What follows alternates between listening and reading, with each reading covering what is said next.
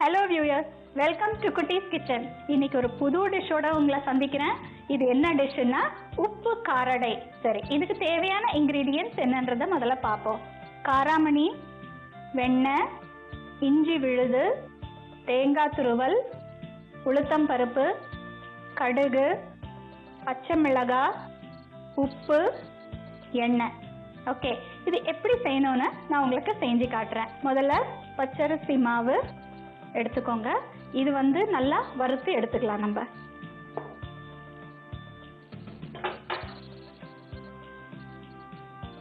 வானலி hot ஆனதும் நம்ம பச்சரிசி மாவை போட்டு சிம் ஃப்ளேம்ல வச்சு நம்ம நல்லா வறுத்துக்கணும். வானலி சூடாயிடுச்சு, பச்சரிசி மாவு போட்டுடலாம். இதை நல்லா வறுத்துக்கணும். ஃப்ளேமை கம்மியாகவே வச்சுக்கோங்க. இப்போ இது வறுத்தாச்சு. இதை ஒரு பவுலில் போட்டு வச்சுக்கலாம்.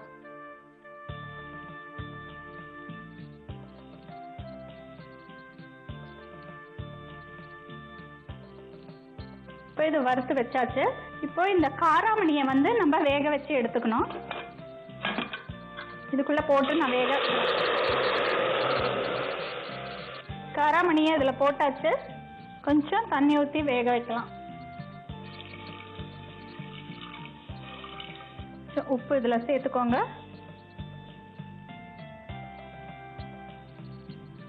காராமணி உடம்புக்கு ரொம்ப நல்லது. இது கொஞ்சம் வேகட்டும்.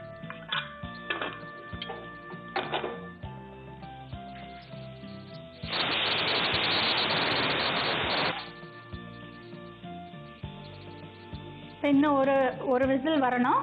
வந்துருச்சுன்னா இறக்கி வச்சிடலாம். ஸ்டவ் ஆஃப் பண்ணிடுறேன். விசில் எடுத்துடுறேன்.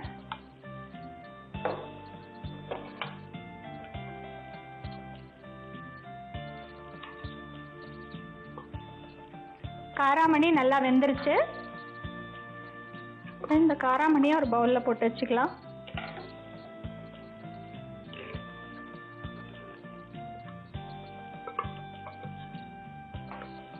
இப்போ இது வேக வச்சு எடுத்தாச்சு இந்த காராமணியை.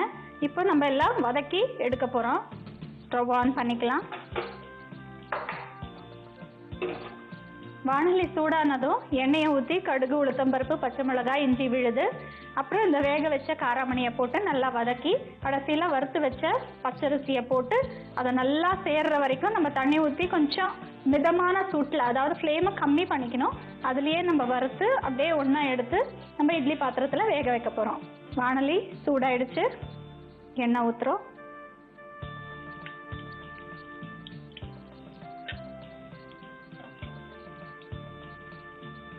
எண்ணெய் சூடானதும் கடுகு போடணும். கடுகு போட்டுடலாம்.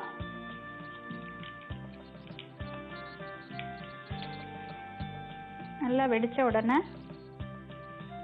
கொஞ்சம் உளுத்தம்பருப்பு போடுறோம். கொஞ்சம் செவக்கணும். நம்ம இதில் நெய் இல்லை வெண்ணெய் அது கூட ஆட் பண்ணிக்கலாம்.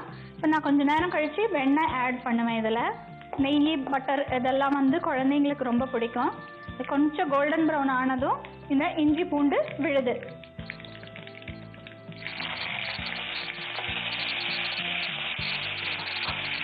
கொஞ்சம் பச்சை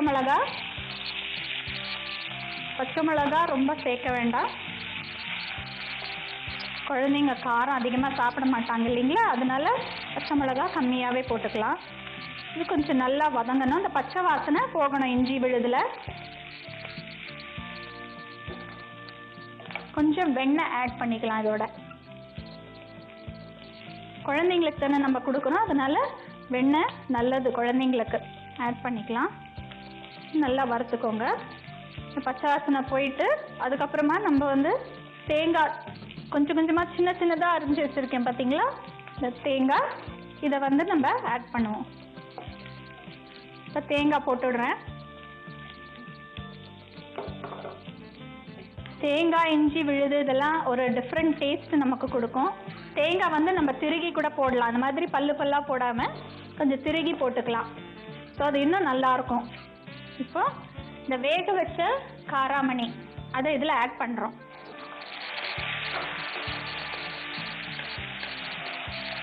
இதை வந்து கொஞ்சம் உப்பு போட்டுக்கிறேன்.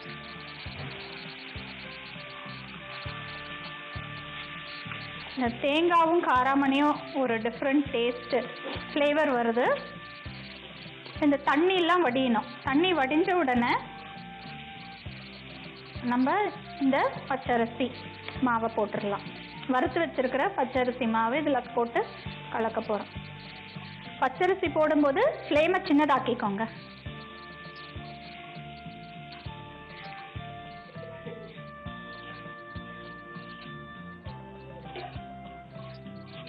ஃப்ளேம் சின்னதாகவே இருக்கு.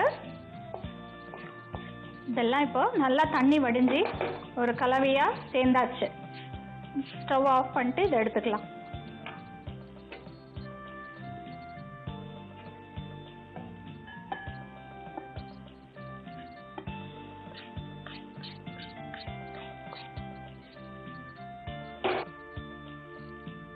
இது வந்து கொஞ்சம் ஆறணும். ஆறுனதுக்கு அப்புறம் நம்ம உருண்டையா பிடிச்சி நல்லா வடை மாதிரி தட்டி இட்லி பாத்திரத்துக்குள்ள வச்சு நம்ம 15 மினிட்ஸ் வேக வைக்கணும். ஆறிடுச்சு. கொஞ்சம் வடை தட்டுற அளவுக்கு நம்ம வந்து கொஞ்சம் கிளறி வச்சுக்கலாம். கொஞ்சம் எண்ணெய் கையில் தடைக்கிறேன். வடை தட்டி நம்ம வந்து இந்த பிளேட்டில் வச்சுக்கிறோம். ஒரு 4 தட்டுறேன் நான். உருண்டை பிடிச்சி வடை எப்படி தட்டுவோம் அந்த மாதிரி தட்டி நம்ம வச்சுக்கலாம். அப்புறம் இட்லி பாத்திரத்தில் நம்ம வைக்கணும். காராமணி உடம்புக்கு ரொம்ப நல்லது. குழந்தைங்க வந்து விரும்பி சாப்பிடுவாங்க. இந்த மாதிரி டிஃப்ரெண்ட்டாக பண்ணி கொடுத்தோம்னா ஒரு புது டேஸ்ட்டு, ஹெல்தி ஃபுட்டு இதெல்லாம்.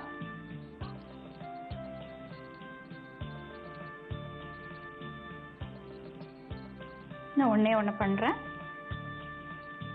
ரொம்ப ஈஸி, வீட்டில் செய்யறதுக்கு. நம்ம வீட்டில் வச்சுருக்கிற இன்க்ரீடியன்ட்ஸ் தான் இதெல்லாம்.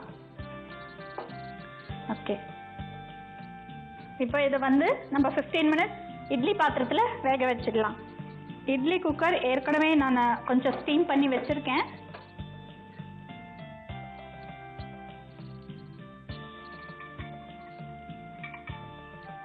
இதில்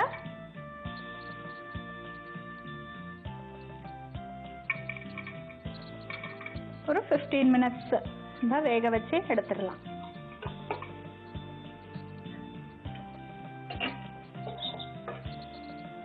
இப்போ இது ஒரு 15 மினிட்ஸ் ஆயிருக்கும். நல்லா வெந்துருச்சுங்க.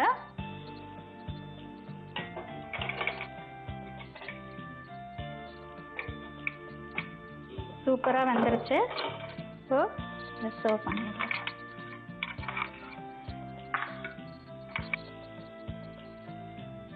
பச்சரிசி வந்து ரொம்ப வேக விடக்கூடாது. ரொம்ப கல் மாதிரி ஆயிடும். அதனால செம்மியாக இருக்கும்போது நம்ம ஸ்மால் ஃப்ளேமில் தான் வச்சு வறுத்துருக்கோம். எல்லாமே ஸ்மால் ஃப்ளேமில் தான் பண்ணியிருக்கோம். அதனால் நம்ம ஸ்மால் ஃப்ளேமில் கம்மியாக வச்சு தான் நம்ம பண்ணணும் எல்லாமே. ஸோ இப்போ நல்லா வெந்திருக்கு. உப்பு காரடை ரெடியாக இருக்குது.